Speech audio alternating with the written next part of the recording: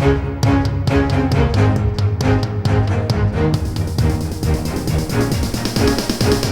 is the Washington Times front page for Thursday, June 8th, 2023.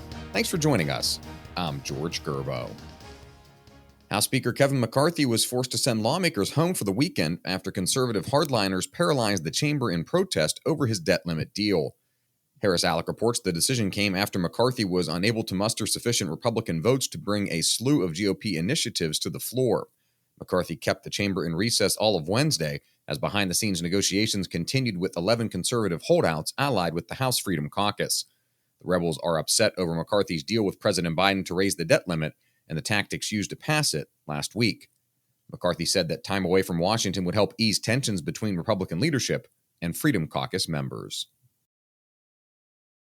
Former Vice President Mike Pence has formally launched his bid for the 2024 Republican presidential nomination, stating that the party and the nation should never let former President Trump back into the White House.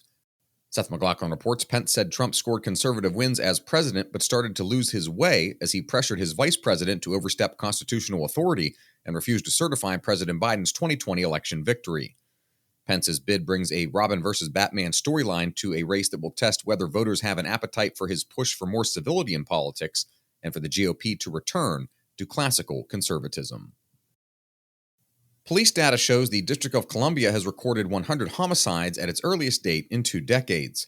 Matt Delaney reports Metropolitan Police Department data shows D.C. recorded 102 homicides through Tuesday, a 19% increase from the 86 slayings in the district through the same period last year. The D.C. Police Union said the city had not reached the 100 homicide threshold this quickly since 2003. That year ended with 248 killings. D.C. Mayor Muriel Bowser said the city is working to close gaps in the law and has programs and services in place to engage young offenders, and that the system of consequences is also working. She's in the midst of a search for Washington's next police chief as congressional Republicans hound the city over its inability to tamp down the violence. An assessment from the North American Electric Reliability Corporation finds that electrical grids powering 2/3 of the nation are at risk of energy shortfalls during summer heat waves.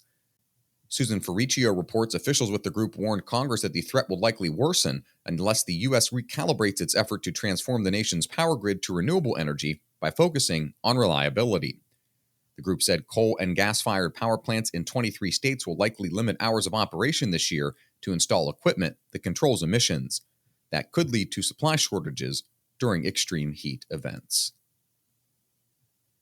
And finally, the death toll from a cholera outbreak in South Africa has climbed to 26 in recent days, with dozens more hospitalized while frustration mounts over the government's response to the disease. Cases have been reported in 5 of South Africa's 9 provinces in recent days, but the rising death toll has been in a predominantly black area north of the capital, Pretoria. The government, ruled by the African National Congress, says it's still trying to discover the source of the outbreak. Protests have erupted in some areas, and opposition groups say government malfeasance has contributed to the spread of the disease. Find all today's front page stories at WashingtonTimes.com/front page or on the Washington Times app, and find us wherever you get your podcasts. Just search Washington Times in any major podcast app. You can also find us on Twitter and Instagram at Wash Times for breaking news, sports, commentary, and more. For the Washington Times, I'm George Gerbo.